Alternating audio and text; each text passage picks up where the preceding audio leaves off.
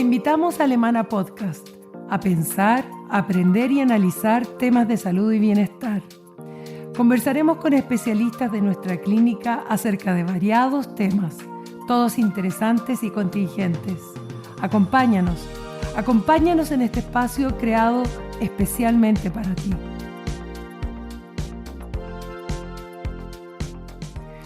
Hola, ¿cómo están? Soy Solange Nuch, psicóloga clínica. Trabajo en el Departamento de Psiquiatría y en la Unidad de Enlace de Clínica Alemana.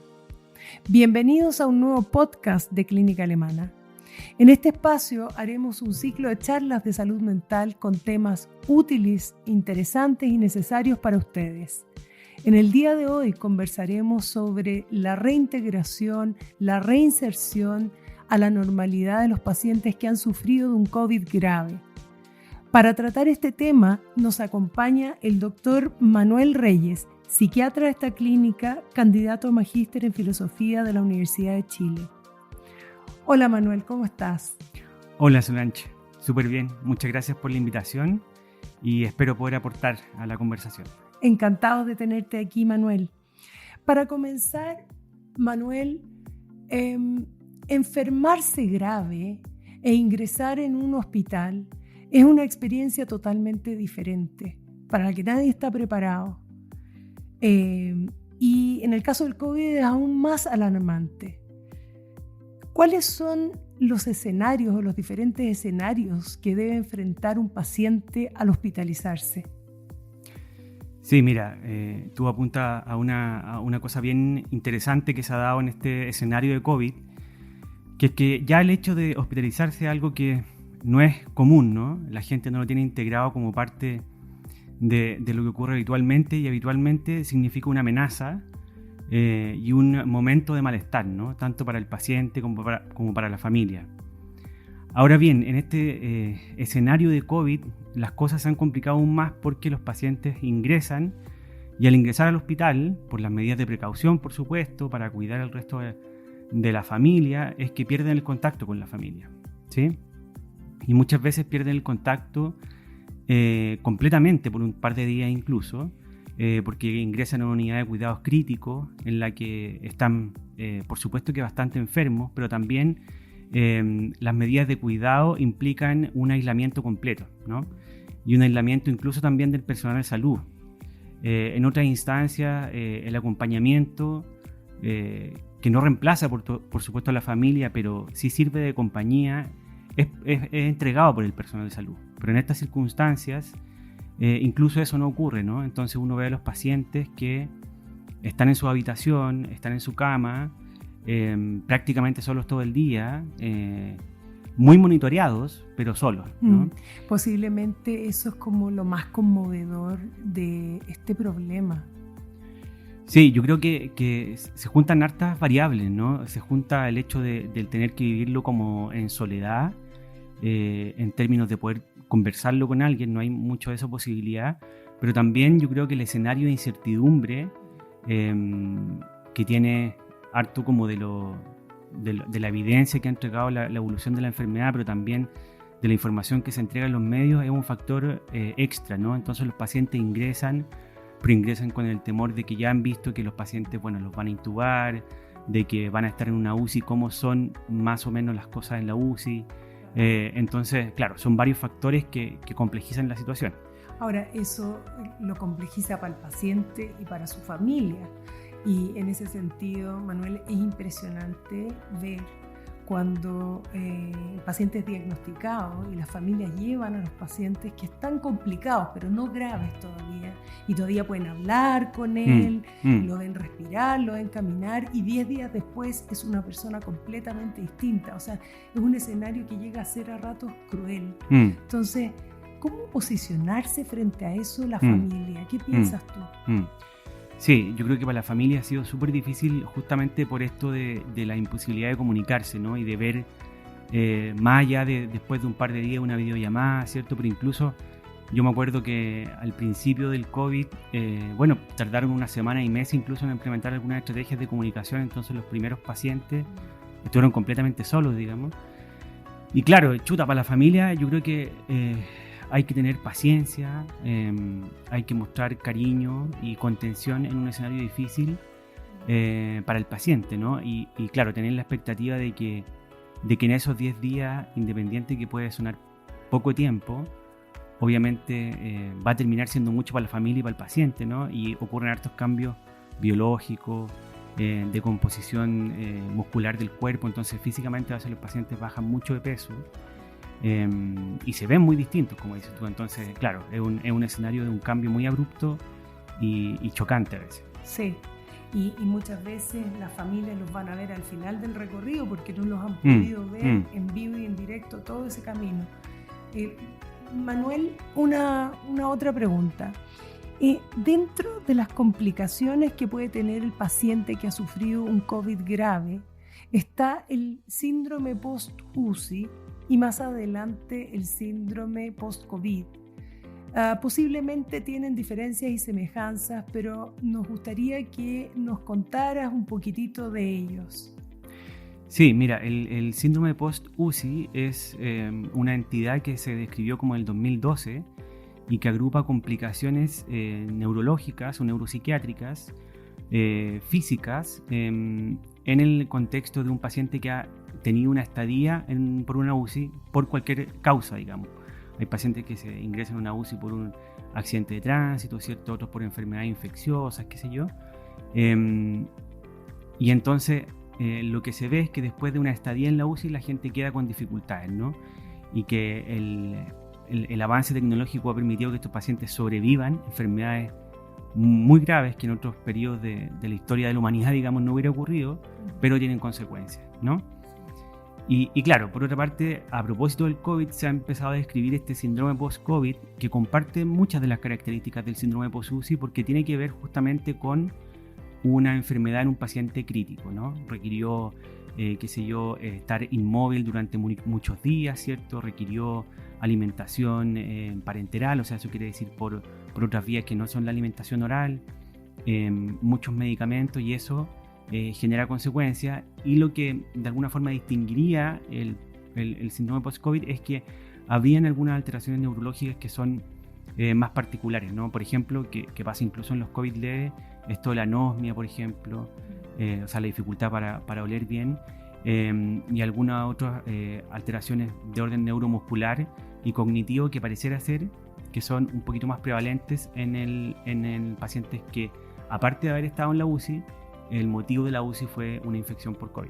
Claro, o sea, lo característico del síndrome post-UCI del paciente COVID es esto que tú nos acabas de decir. No obstante, esta entidad se da en otro tipo de enfermedades que requieren pasar por la unidad. Okay. Sí, mira, yo creo que ese es un punto súper importante y yo creo que es digamos, de las cosas malas del COVID, que son muchas por supuesto, una de las cosas que uno pudiera rescatar es que ha permitido visibilizar a los pacientes que han atravesado por la UCI con cuadros graves, y que la verdad es que digamos que la película habitualmente llega hasta cuando el paciente se va de alta, ¿no? Entonces todos felices porque el paciente sobrevivió, y la verdad es que este periodo posterior, que es de recuperación, habitualmente está invisibilizado, y al estar invisibilizado ni los pacientes, ni la familia, ni muchas veces los clínicos son capaces o tienen los elementos para poder detectarlo y por lo tanto ayudar a estos pacientes. Uh-huh. Tú nos has dicho que dentro de los desórdenes mentales que pueden derivar del síndrome post-UCI están las reacciones de estrés, la ansiedad, la depresión, el estrés postraumático, que evidentemente en una situación de alto impacto, una situación límite, que a veces es aterrorizadora porque incluso los pacientes que van a ser intubados llegan en pánico, ¿ya? Entonces, quizás es interesante poder hablar del estrés postraumático, del trastorno por estrés postraumático. Cuéntanos un poquitito qué es y cuándo se debe consultar por él. Sí, perfecto. Mira, el estrés postraumático, digamos que en el nombre se contiene, digamos, la definición, pero si uno lo quiere como desmenuzar, hay una situación en la que un individuo, un paciente, ¿cierto?, ve amenazada su integridad física e incluso su vida, ¿no? Entonces uno puede pensar comúnmente, por ejemplo, los accidentes de tránsito, ¿cierto? Las situaciones de agresión física. Clásicamente fue descrito en las situaciones de guerra, por supuesto. Y entonces hay un individuo que se ve expuesto a esa situación, la vive como amenazante para su vida, y a partir de esa situación y de esa vivencia de amenaza se desarrollan una serie de síntomas que los más habituales son la reexperimentación, ¿cierto? El hiperalerta, alteraciones de orden anímico también, y la evitación fóbica de las circunstancias que dieron cuenta de este evento, ¿no? Que por ejemplo en el caso de un accidente podría ser donde yo choqué, digamos, y me atropellaron, pero lo complejo en los pacientes post-UCI, digamos que la situación agobiante y amenazante fue el mismo hospital, ¿no? Claro. Y entonces a veces haría difícil incluso que los pacientes puedan consultar porque el temor de volver al hospital, que fue donde yo justamente, si bien me salvé, lo pasé muy mal. Digamos, desarrollan, ¿no?, conductas evitativas respecto de visitar el hospital y a los tratantes incluso. Claro. Y lo otro que tú también mencionabas ahí es que claro, la situación de intubación, es súper impresionante escuchar a los pacientes, en verdad, ¿no? Cuando los pacientes están habitualmente conscientes cuando los van a intubar, y entonces aparece el temor, la fantasía también de que no voy a despertar, por ejemplo, ¿no?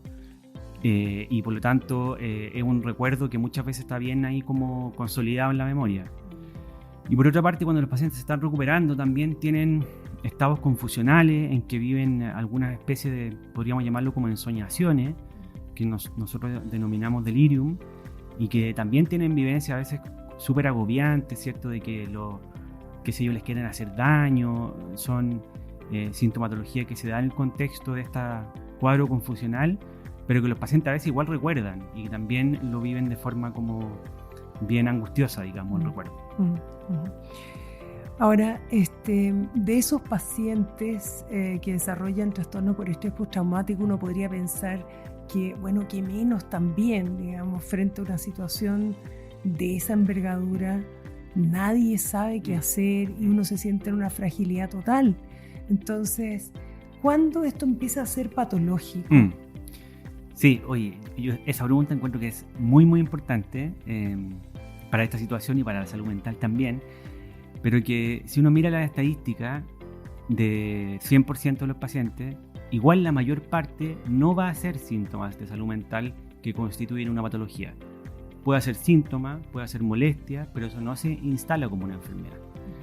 Entonces, como tú dices, efectivamente, si uno mira los números, lo más probable es que alguien no tenga una enfermedad, habiendo pasado por eso. Y nosotros ahí damos vuelta a los números, ¿cierto? Lo que pasa, y el problema es que hay un porcentaje que no deja de ser importante, que es cerca del 30%, que sí hacen síntomas y sí hacen una patología, ¿no? Y entonces, ¿cómo determinar ese límite? Y lo que ha visto la evidencia hasta la actualidad es que habitualmente esos pacientes son no diagnosticados, ¿no? Entonces, como tú dices, bueno... Oye, ¿cuándo consultar? Digo? Claro, si te salvaste, oye, no aleguís, ¿no? Claro, o sea... Y la verdad es que sí, cuando se instalan como síntomas que son persistentes, que interfieren en la vida cotidiana, que provocan sufrimiento, ¿no? Y que la verdad es que con el paso de los días no se van, claro que ahí se instala como algo que me está interfiriendo en mi recuperación y que incluso puede restar en mi recuperación, y por lo tanto es importante consultar. Y muchas veces en esos casos van a recibir una modalidad de intervención que puede ser intervención en crisis o pudiera ser terapia cognitivo-conductual, etc. Pero existen alternativas para esos pacientes. Por eso es lo que importante. Sí. Ahora, posiblemente desde marzo del 2020 hemos escuchado más noticias sobre salud que en toda la historia de Chile. Ya, o sea, escuchar hablar de vacunas, de tratamientos, de corticoides, de inmunosupresores, de contagios, de unidad paciente crítico, etcétera, es algo que abunda y los medios lo han mostrado constantemente. ¿Tú crees que los medios han manejado bien la entrega de esta información para ayudar a nuestros pacientes? ¿O cuál crees tú que debería ser el énfasis que debieran hacer los medios de comunicación para poder seguir apoyando a los pacientes que sufren un COVID severo? Sí, yo no sé si me puedo pronunciar así lo han hecho bien, porque yo creo que pero más que si su lo han rol hecho bien, no es necesariamente educar, ¿cierto? Sí, pero lo podrían tener, Sí. Yo creo que, como tú dices, ha estado súper presente el tema, y lo más habitual, o lo que a mí me ha tocado ver, es que de una forma bien acentuada hacia los puntos más dramáticos, ¿no? Que son más llamativos y que por lo tanto generan más audiencia. Y de hecho por eso a nosotros, digamos, en la consulta psiquiátrica general, tuvimos muchas veces que recomendar como limitar el acceso a los medios, porque resultaba ser muy agobiante para los pacientes el escuchar, qué sé yo, me acuerdo una paciente tenía este ritual de escuchar todos los días la noticia y esperar así, casi con cabritas, pero angustiosamente el conteo de contagiados y muertos, digamos, y eso obviamente no le hacía nada de bien. Ahora, yo creo que los medios, de alguna forma, sería bueno tener un rol educador que fuera más transversal y no solamente en los puntos como más álgidos, ¿no? Porque, por ejemplo, esto de estas repercusiones tardías, en general, yo no lo he visto mucho, digamos, ¿no? Está más bien enfocado en la parte, qué sé yo, luces y pititos, ¿no? Como la parte más crítica. Y yo creo que sí podrían apoyar en lo otro. Y yo sí creo que es importante que la gente pueda adquirir algunos elementos, por supuesto, de los medios de comunicación, pero al tener preguntas particulares es bueno que lo conversen con su médico de cabecera, con el médico general, con su médico tratante, porque también informaciones que se entregan a veces muy genéricamente, claro. No sirve para casos claro, particulares. Va a variar de caso a caso, y por lo tanto es importante que sea una información como dirigida hacia quien la pregunta, y a veces en los medios de comunicación responden como genéricamente, pero están respondiendo un caso en particular, entonces puede generar ciertos errores. Exacto. Ahora, enfatizar sí que el rol educativo que pueden tener los medios de comunicación podría ayudar muchísimo en la prevención, el tratamiento, y después, más adelante, a apoyar, a estimular a los pacientes que han sufrido un COVID grave. Ahora, una de las complicaciones para la reintegración del paciente que ha sufrido COVID grave es el síndrome post-COVID. Cuéntanos, Manuel, ¿cuál es la mejor manera de enfrentarlo o cómo hacer la mejor transición entre el hospital o la clínica y la casa? Sí, yo creo que lo primero es saber que el salir del hospital es una parte del proceso de recuperación, ¿no? Que a veces es frustrante para los pacientes el salir del hospital y decir, bueno, estaba mejor incluso en el hospital, ¿no? Pero porque las expectativas de lo que iba a ocurrir en la casa no se cumplen, ¿no? Y entonces eso tiene que ver con que el salir de la clínica, salir del hospital es una parte, y da pie o da inicio a otra parte del proceso que va a tomar tiempo, que va a requerir paciencia, ¿cierto? Y que muy probablemente va a requerir de un equipo multidisciplinario, o sea, rehabilitación kinésica, por ejemplo, ¿no? Estimulación neurocognitiva, en alguna medida un importante apoyo de la familia, porque algunas actividades los pacientes quedan dependientes por algún tiempo, ¿no? Y eso también puede ser súper difícil. Y Manuel, ¿cuáles son los síntomas más frecuentes del síndrome post-COVID? Mira, lo más frecuente en verdad es y lo que describen todos los pacientes es la sensación como de fatiga que no se va, ¿no? Como es una fatiga distinta en el sentido de que cuando uno está cansado, que si descansa un par de horas y ya, se siente un poco recuperado, o duerme una noche bien y se siente más recuperado. Y la verdad es que en los pacientes la fatiga no se va a pesar de que descansen, sino que tiene que ver con un proceso de recuperación más largo, porque han perdido musculatura, tienen una capacidad pulmonar menor, y por lo tanto va a tomar tiempo. Y por otra parte también las dificultades de orden como cognitivo, ¿no? Entonces la gente dice, yo me angustia darme cuenta que leo y me cuesta mucho más entender que antes. Y entonces explicarle que muy probablemente la mayor parte de esos casos son síntomas transitorios que requieren estimulación, que requieren entrenamiento, digamos, pero que no es un deterioro cognitivo permanente, ¿no? Claro. Pero hay que tener paciencia. Ahora, hay que ir manejando constantemente las expectativas del paciente, de la familia. ¿En qué línea nos tenemos que parar ahí? ¿Qué es lo correcto? ¿Hasta qué punto podemos estar esperando mejoría? Cuéntanos. No, yo creo que aquí, en general, lo que uno debiera ir viendo es una curva, aunque sea una curva lenta, pero una curva de avance, ¿no? Cada día un poquito mejor. O sea, no me siento bien, pero me siento mejor que hace dos días atrás o la semana pasada, ¿no? Valorar todo eso. Exactamente, cuando las cosas se empiezan como a estancar, ¿cierto? Y cuando de frentón un paciente sale, y la verdad es que los pacientes que salen de la UCI salen a veces muy dependientes, van a requerir sí o sí un tratamiento como de estimulación, al menos como motora, digamos, ¿no? Y ese espacio también sirve para ir pesquisando otras alteraciones, ¿no? Por ejemplo, también en los pacientes que siguen el control broncopulmonar, los broncopulmonares se dan cuenta que los pacientes a veces están muy frágiles emocionalmente, ¿cierto? Muy angustiados. Entonces, yo creo que hay que mirar esto como un proceso, que esto tenga una curva de avance, que ojalá sea un avance sostenido y que los pacientes puedan estar, así como sus familias, también dispuestos a pedir ayuda. Ya. ¿Y cuál es la mejor actitud que tú recomendarías a la familia tener para recibir a su familiar que viene del alta? Yo creo que hay que tener un espacio de contención, o sea, de entender lo difícil que ha sido para el otro, digamos, para el paciente, por supuesto, estar en esa situación, de paciencia también, porque van a quedar probablemente dependientes durante un tiempo, pero también, y ese es un equilibrio, me quedé pensando en lo que decías tú de equilibrio, con un equilibrio difícil y que probablemente va a ir dependiendo de cada paciente, que es en qué medida lo, aguantamos en términos de dejarlo tranquilo, ¿cierto?